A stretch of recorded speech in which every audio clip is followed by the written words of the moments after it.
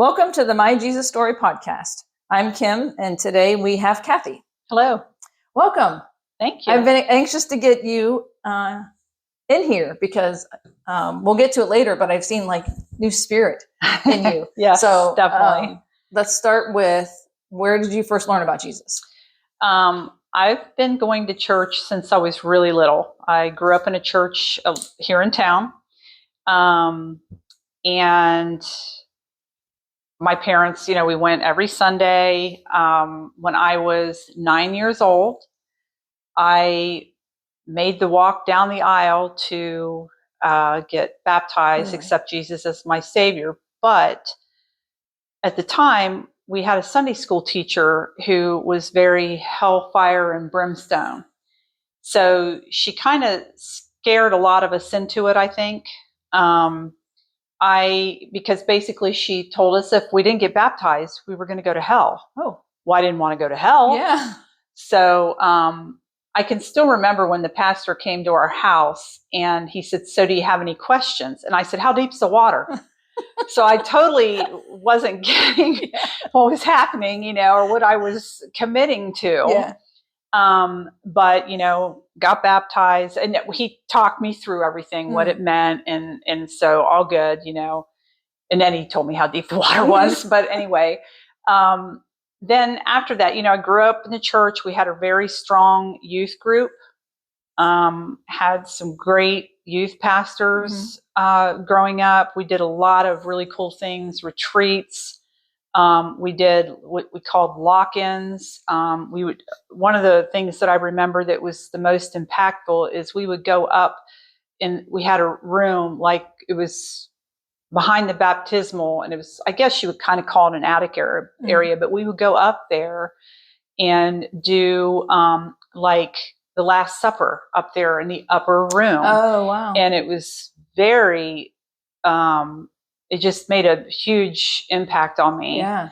And we had a lot of retreats at Camp Kirkwood. And so as far as testimonies go, mine isn't real exciting, or like I had this big epiphany one day that, hey, I need Christ. It's just always been part of and I'm thankful for that. I can't imagine not knowing him. So I went to youth group too, but I never paid attention. So what was it in youth group that kept you coming back, or what do you recall? The upper room thing sounds really interesting. Did the adults that led it, were they caring and loving, or what was the driving force behind you wanting to continue? Yeah. A lot of it was, okay, let's be honest, you're a teenager, you're around your friends. So my friends at school were my friends at church.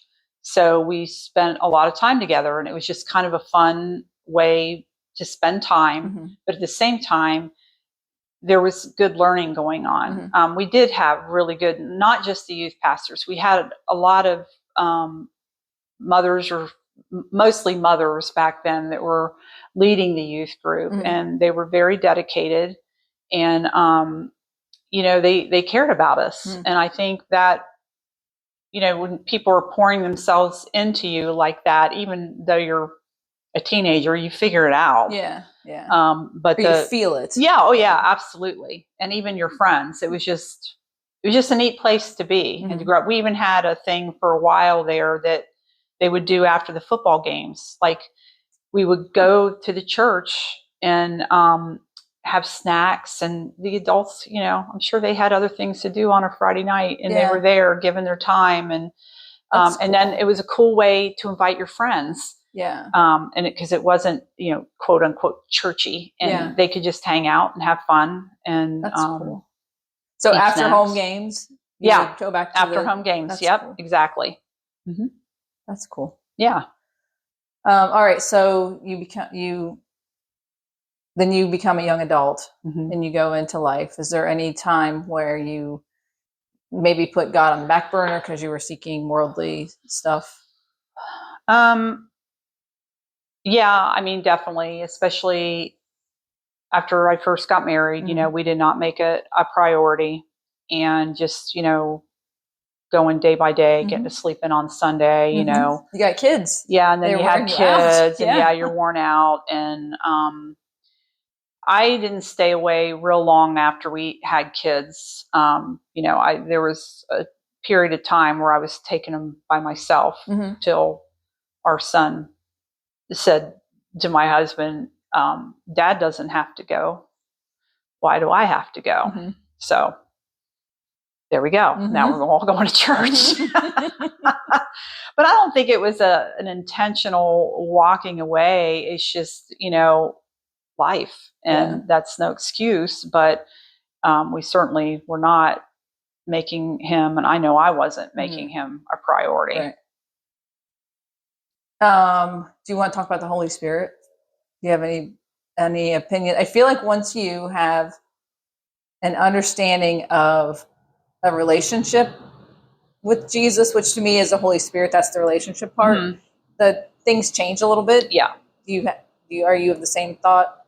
Yeah, I agree. And I think that because I was so young when I quote unquote got saved, I mean, I don't really think I really understood that piece. And I think as an adult, I have had a lot of promptings to do things or say things, and I will argue against it. And now I'm finally realizing, hey, dummy, that's within you. That's the Holy Spirit in you, like trying to get you to do what you need to do. Yes, that is it. Yes. So we always say, what does that look like? Because that is when somebody says, well, God doesn't talk to me.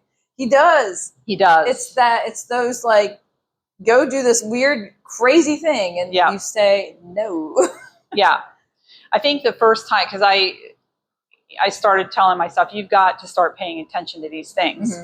And I work from home, and my desk sits on facing a window. My neighbor, both of her children moved away to California, and the son was in with his wife and her 2 grandkids. Very short visit. And anyway, they were leaving, and she was walking up the driveway with her hand on the car, talking to him all the way up. And, I can remember when I was younger, all of our family lived out of town, and I always hated it when we had to leave or they came to see us and they left, because I know it was going to be a long time. And my heart just broke, and something said, go hug her. And I'm like, what? Right. Go hug her. That's like, weird. That's weird. So anyway, I'm like, no. And then it's like, no, you need to go hug her. So I got up from my desk and I walked outside and I said, I think you need a hug. And she just cried and cried and cried. And it just broke my heart. But it's like, how many times have I not given a blessing to somebody because I haven't paid attention? I want to argue with it. So that was kind of an eye-opener to me. Oh, yeah. When you don't do it, and then the regret that comes in that you could have helped somebody, you could have been like a conduit for God, and you chose to be embarrassed instead, or that the regret that you have is not worth it. I just have realized, whatever wacky thing you're asking me to do, I'm going to make sure it's safe. Yes. And then I'm going to vet it through. Yeah. And then I remember in church one day, you were upset, and I didn't know you all that well, but I knew you, and I saw you crying, and God said, go hug her. And I'm like, I don't know her that well though. Does she like hugs? Maybe she don't like hugs. And you did. And that's when I was thinking, okay, all right. Yeah. I was on the same page as you, just maybe a little bit later, like, all right, these voices I have to pay attention to. Yes. Not audible voices, but these nudgings, I guess. Yes. Nudge. That's what I called. I pay attention to the nudge now. Yeah. Yeah. Have you had one that's super wacky? Or one that you didn't, maybe one that you're, like a regret that you have? Probably got tons of regrets. Yeah. I guess when, I've been going through this whole discipleship process. Yeah, I'm excited to get to that. Yeah. And, I'm thinking, I work from home. I'm not around people. How is this going to work for me? And then, like, bam, God brings like 3, and I would call them spiritually dead. But the one person in particular, so far gone. Really? And and there were several times I was like, this is just not going to work. Mm-hmm. This is not going to go anywhere. He's too far gone. He's anyway, I kept on and kept on. And finally, I think he's in a better place now. That's the thing. It's like sometimes I wonder, am I being, because I think we should always lead with love, right? Yeah. As Christians. And I think that's what's given us a bad name, because we have some people out there, they think they're doing the right thing. Yeah. They think they're doing the good thing. Yeah. But you're not going to win anybody to Christ by not acting Christ-like. Right. I mean, Jesus didn't act like that. Mm-hmm. He loves everybody. Pushy or yes. emboldened. Yeah. So I try to be very respectful of where people are and kind of be very in tune with what I think they might need to hear next and when I need to back off. Yeah. So, but yeah, I think dealing with that person it was kind of scary. But I was glad I didn't give up, because I was ready to give up.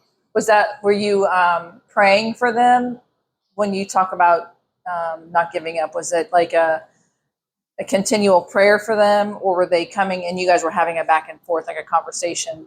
Prayer and back and forth conversations, trying to help with their understanding of the Bible. Yeah.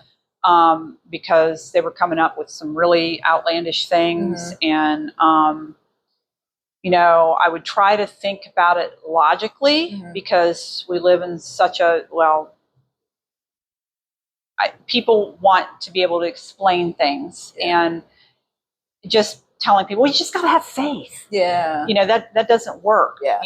You don't know exactly what people have been through, and maybe they have had faith and it slapped them in the face. Right. And the other person, she was very hurt. She had, she lost her mother when she was very young. Just not a great growing up. And, it's one of those things. And I'd invite her to church and she'd say, I'll come when I'm ready. Okay. Yeah. So, but I think just respecting that about people, I think goes a long way. And I think the conversations come, you just have to be ready for it. Yeah. Yeah. So, well, like you said, you get, you were thinking, how am I going to be a disciple? Yeah. And because you work from home and you don't see a whole lot of people, maybe the grocery store or whatever. Yeah. But then God will bring them to you. And I always find it interesting that, like, why did you bring me this person? Yes. Why not that person? Right. But there must be a quality that he has identified in you to speak into that person. Yeah. Handle them appropriately, whatever. So I hope so. Yeah. Yeah. It's touchy. It is. And I think, like I said, I've been in church my whole life. I've been saved since I was 9. The Great Commission, we've all heard it all of our lives. Did anybody ever tell us how to go about it? Yeah. And that's when we had this sermon and the question was asked, did you get saved so you can get to heaven? And you stop. And I was like, wow, yeah, I did that. But I was, I was 9 and kind of, scared into it. Yeah.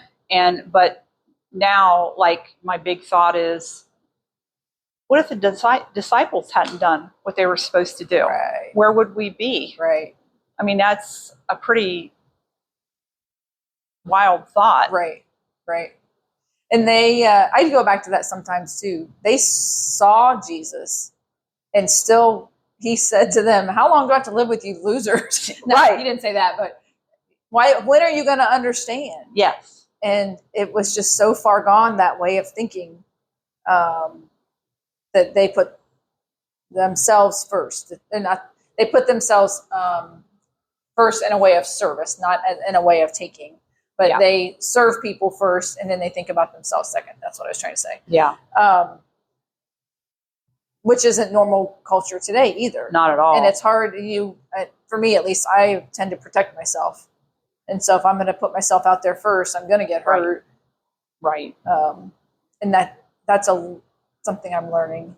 Yeah. And I think the other mistake a lot of us make in the whole discipleship thing is that we think it's all up to us, that we've got to take them, across a home plate. We've got to drive this thing home. Yeah. And it's not that way. Yeah. You might be a step in the journey, and somebody else may be the one that gets them all the way across the line. Right. You're just like helping them with these baby steps, maybe moving them from spiritually dead to a spiritual infant. Just being there to answer questions. Because what it comes down to is it's relationships. I mean, people are not. You invite somebody to church and then sit there and go, well, I hope the pastor does his job today and gets this guy saved. Yeah. Right. That's just not how it works. Right. And the book we've been working through, there's a really cool, it talks about how people can go to church for years and still be a spiritual infant or child. And it's, you'll learn phrases that they say that you're like, yeah, you haven't matured at all. And, you need to, one of the things that is said in this book is that we need to be equipping people for battle, not wax figures for a church. Okay. Like we're not going there just for ourselves. Yes. We should be getting equipped. Yeah. And I think that's the great thing about our church. I think we're really working on that. Yeah, agree. And it's scary. It's super scary. But Jesus also said he was going to be with us till the end of the days. So I think, why am I scared? Why am I scared? The worst thing they can say is not interested. Yes. And just walk away from you. And that's not on you. Yeah. That's on them. Yeah. And I think we make ourselves responsible for the process way more as far as having them accept it. Yeah. That's not our job. That's a God thing. And that's where we, I think make a mistake a lot of times. There's so much freedom in knowing that too, that your job is not to get them to accept Jesus. That's God's job. Your job is just to try to exemplify who he is, which is that's harder than trying to get them to cross the line sometimes, Yeah. But okay. So, in that, equipping people for battle. I love that thought. What does that look like? What is that? Do you have any tips on that? I think the first thing is to make sure that everybody in the church is on the same page. They understand what a disciple is and what their job is. Because if you've got 15 different variations of what they think they should be out doing, and then some people mistake programs for discipleship. It offers a window to disciple, but the program or whatever you're doing in itself is not necessarily going to make disciples, and it's not going to grow people. It could, but I think there has to be just more of a consciousness of it. I think we, like I've got this thing I've been trying to concentrate on too. Is like, we all have these internal conversations all day long. And I would notice that mine about myself from me were pretty negative. And, there's scripture that says, take captive every thought. Yeah. And so when I feel myself now thinking negatively or beating myself up or whatever, I'm like, hold on a minute.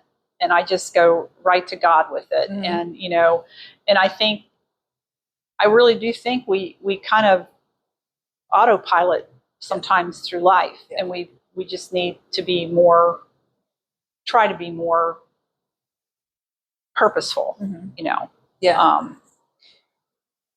So let's break down, if you don't mind, like not Christianity 101, but even Jesus 101. When you say take it to God.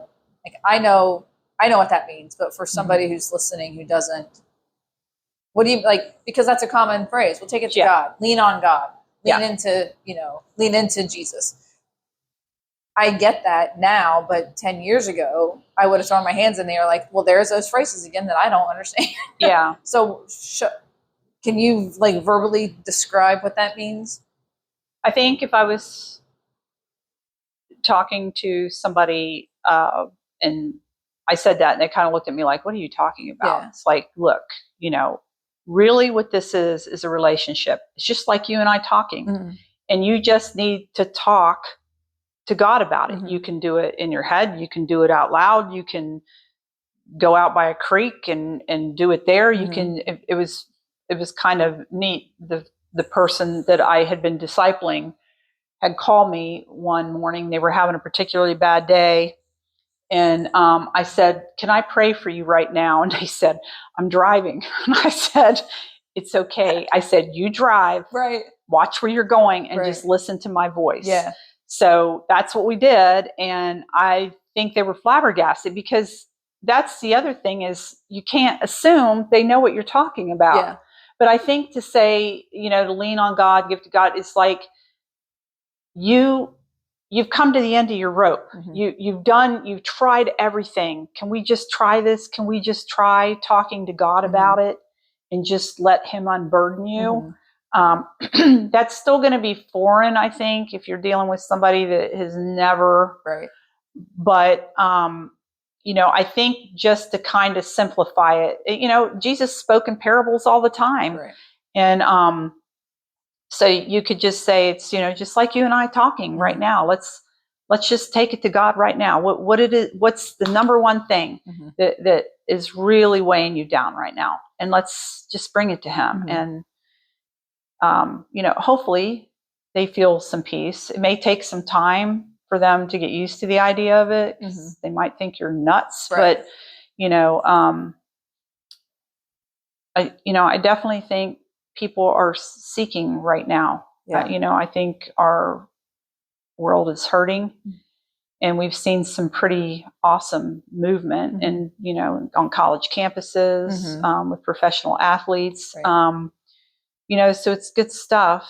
And I just think sometimes people might need to know, like not to just kind of dumb it down for them. Yes. Don't, you have to remember where you're at and where they're coming from. Yes. So it's just maybe find some common thread. Yeah. I think you hit on something because if somebody has ever tried to sit down and read a Bible and it is gibberish. Yes. Then they're going to say, this is beyond me and chuck it away. Especially if it's in a translation that like some Bibles are like Shakespeare to me. I say that a lot. Yeah. I can sit down and read the NIV and I know it's not perfect, but I understand it. Right. And watching The Chosen, again, it's not perfect. They do their embellishment a little bit in places, but I can understand it better. Yeah. And then I can take the scene from The Chosen, plop it into the Bible and get the actual biblical version of it. And it makes so much more sense to me. Absolutely. Where was I going with this though? If somebody reads the Bible and doesn't understand it, and then they look at people in church who maybe are, kind of like looking down their nose or it's going to cause somebody to stay away. And then we talk in these, what do we call it? Christianese sometimes. They speak in these terms that nobody understands and you're seeking peace and you want it, but the Christian people are always, they're doing their Christian thing over there. Right. I think you're exactly right to put it in lay terms so people can understand. Absolutely. And like the one person have been talking to, I said, do you know what the concordance is? And he said, no. I said, well, let me show you. You want to find out about peace? Look back here. And it's not a bad thing, but something you have to be ready for now too is they'll Google their answers, which isn't, or they'll try to get, and which is fine. There's a lot of good places out there where you can get your information. Yep. But I actually tried to work with this person several years ago, Mm-hmm. and everything just kind of fell apart. Mm-hmm. But he told me he was talking to this Bible scholar from Canada on, they were keyboard like chatting or something. Okay. And he was telling this person how he woke up every night at 2:00 in the morning and couldn't get back to sleep. Mm-hmm. And this Bible scholar said, well, that's when God's at his weakest. I said, that's a lie. Right. I said, it's in the Bible that God is the same all the time. Mm-hmm. There is no weakness to him, and it doesn't come at a certain time of day and wake you up. What a weird response for that person to give. What an awesome response for you to give, though. Yeah. Okay. So I might have been a little forceful in that response because I was mad. Yes. It's like, it's fine if you want to go search your answers, but just be careful, but they don't know. They don't know what they don't know. Right. And so, you have to kind of, and believe me, I had to do a lot of face schooling to not react to things that were being said. And, but you just got to meet people where they're at. Yeah. You can't come at them all high and mighty. Mm-hmm. And what do you mean you don't know that? Yeah. You're going to turn them off immediately. Sure. That's the opposite of love. Yep. Absolutely. It is. Yep. So what made you decide you're leading a discipleship class at church? What made you decide to do that? Oh, believe me, I fought it. When I was asked to do it, I was like, I don't know about this. But I knew because it had hit me so hard that I needed to try to help other people understand the importance of it, and that it is our job. We're plan A. There is no plan B. You're right. Write that down. So when you think about it, like that, you don't get to backpedal when he asks you to do something, and you obviously know that he being God is asking you to do something. Yeah. Yeah. I mean, I prayed about it and everything, and like I said, the promptings now. I'll pray about it. I try not to argue with the prompting anymore because, I just feel like that's what I'm being led to do, and that's what I need to do. So, and it's been a good experience. I'm co-leading with Sandy, and she's great. It's been a really good experience. I think, the cool thing about it is it's multi-generational, which I love. Yeah. Because cool. We can all learn something from each other. Yes. And it's, it kind of started out kind of herky-jerky in the beginning, but now there's all kinds of sharing and laughing and honesty and some rawness, and I think that's all good stuff. Yeah. Because that's what you want. That's the thing. You've got to be able to take off the mask. Because people are not going to be genuine with you if you're not genuine with them. Yeah. Yeah. So there's a different Christianity now, not even religion. I just call it Jesus following because I feel like we grew up with religion. Yes. And at least I did not understand relationship. Right. So now I'm trying to build that. Yes. And maybe our generation was like robbed, quote unquote, or it's my fault because I did not pay attention because admittedly, I did not pay attention. So, but we're learning about relationship, and we're learning more about, and then understanding, oh my gosh, I missed out on a lot.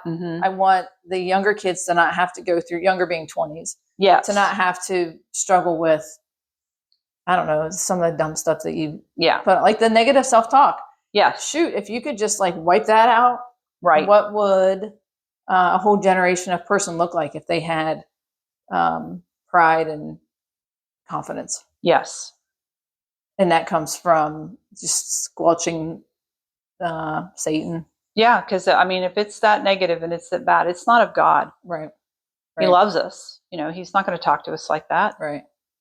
And he certainly doesn't want us to talk to ourselves like that. Right. So, it's was kind of an eye opener for me. Yeah.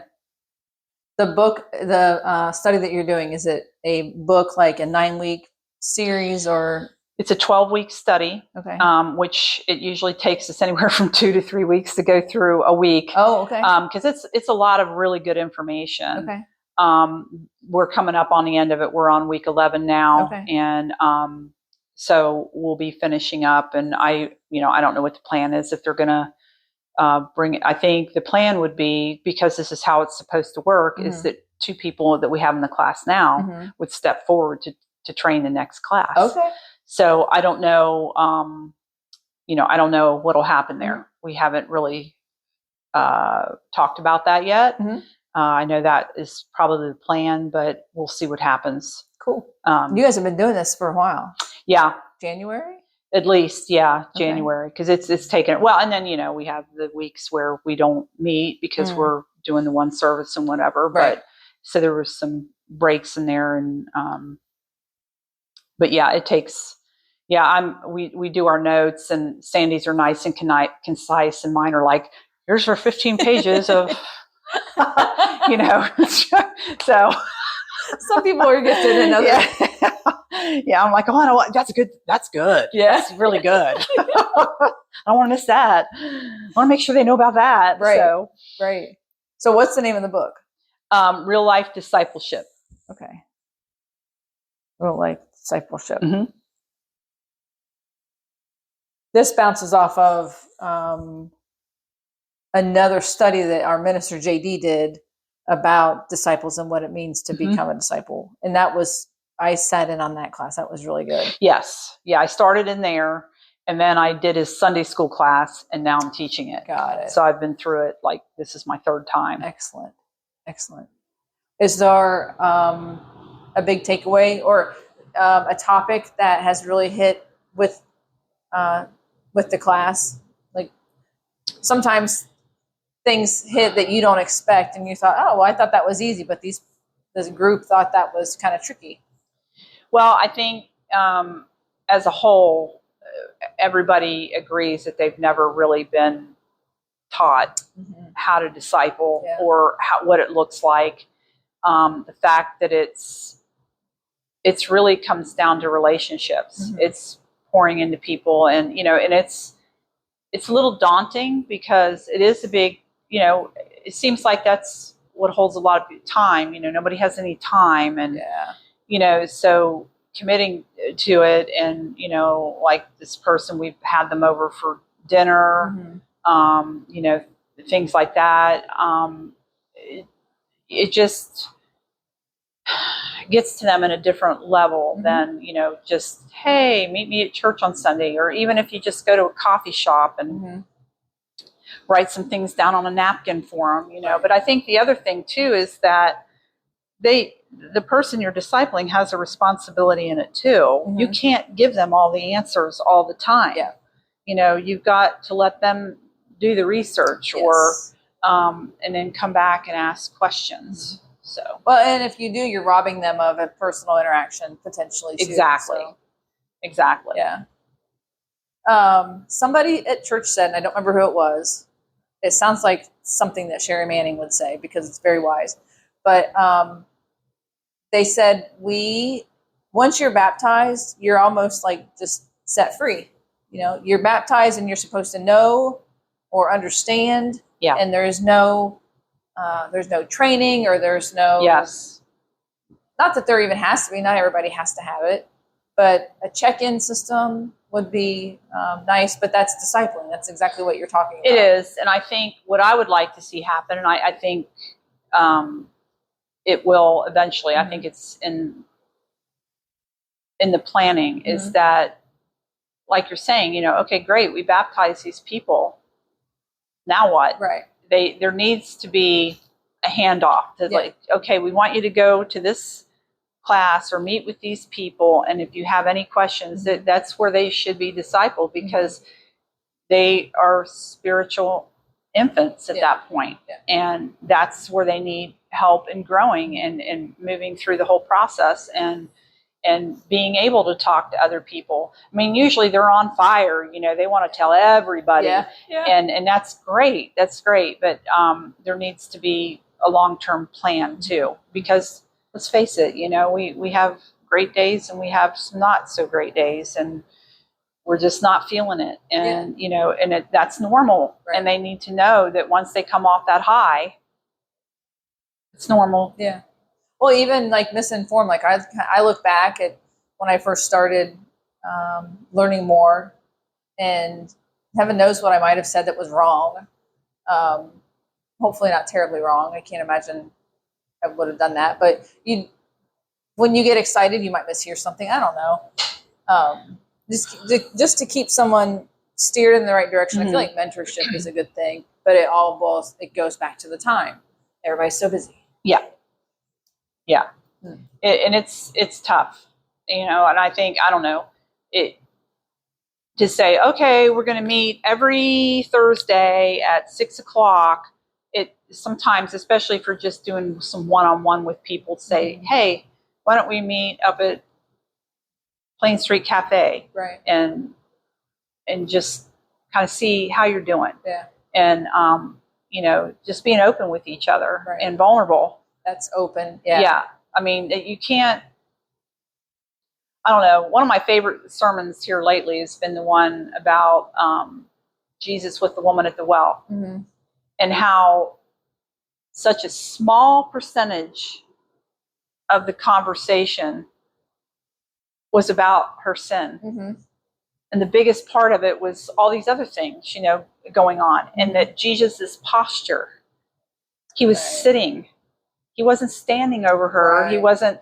So that really hit me too. It's like, yeah, that's that gentleness that, you're not living right. I know you're not, but I'm not going to beat you over the head with it, And so, yeah, I'm still learning. I'm still trying to, get a hold on things. And like I said, I don't know if maybe I'm not being, if I'm being too,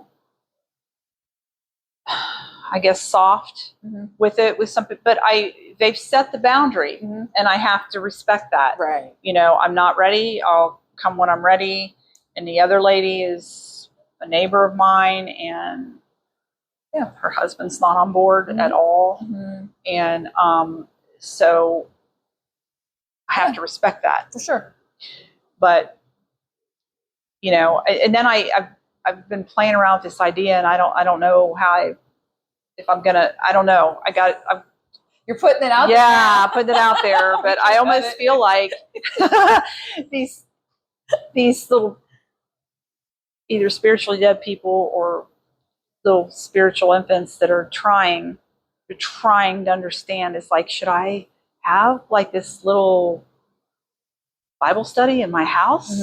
Because church is intimidating. Because I'll tell people, when you get here, text me or call me. I will come out and walk in with you. Yeah.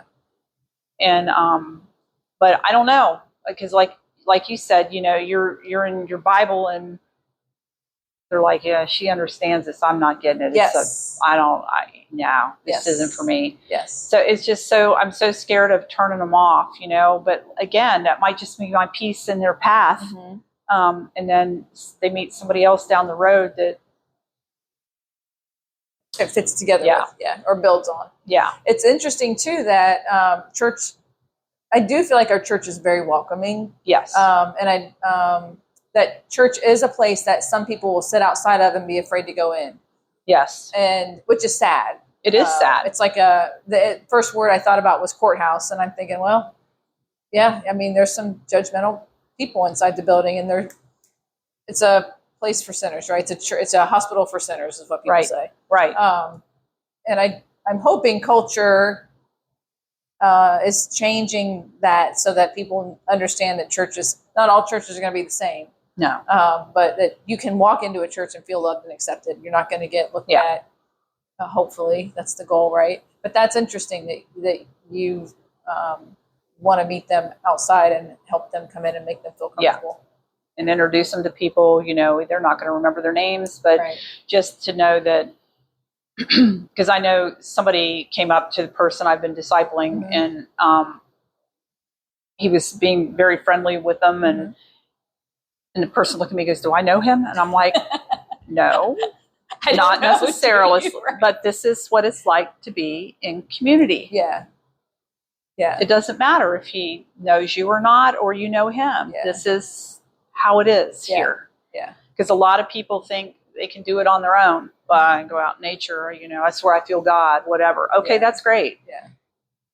But the Bible is very explicit on that. We're not meant to be alone. And I heard a really cool analogy about that years ago. Guy had been going to church for years, decides, I can do this on my own. I don't need it.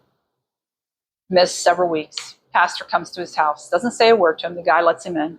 They're sitting there, and the fire is going in the fireplace, and the pastor reaches over with the tongs and takes one of the coals out of the fire and sets it off by itself. What happened? It went out. It went out, yeah. Then he picked it back up and put it back in the coals. It reignited. The guy said, I'll be at church on Sunday. Nice. Nice. But I've never forgotten that. I just thought that was like, yeah, that's...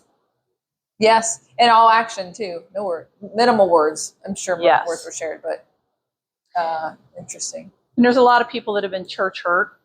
Yeah. They've got a story. And that's tough for some people to get past, and I understand. But I think that's where we have to kind of remind them, this is about a relationship between you and Christ. Everybody in here is messed up. Yep. Everybody. That's where I almost trust God to put the right person in their path to help bring them, not bring them back in, but help them understand that a human did that. Jesus did not do that. Your relationship was with God. Right. People suck. They kind of do. Sometimes, yeah, they do. Sometimes they're just not good. Yeah. But God is always the same, steadfast. 2 a.m. is not his week. No. It's not his week time. Absolutely not. Yeah. And when I learned what I could get rid of with Jesus and that I didn't have to hold on to, even when I learned what my spiritual gifts were, and more importantly, what they were not, I thought, oh, well, that's why I'm no good at that. I'm not gifted in that. Yeah. And I just cut that tie and let that balloon float away. Yeah. See ya. I don't want to feel bad because I am not good at this. Yeah. I felt terrible. It's what, girls are supposed to be good at certain things.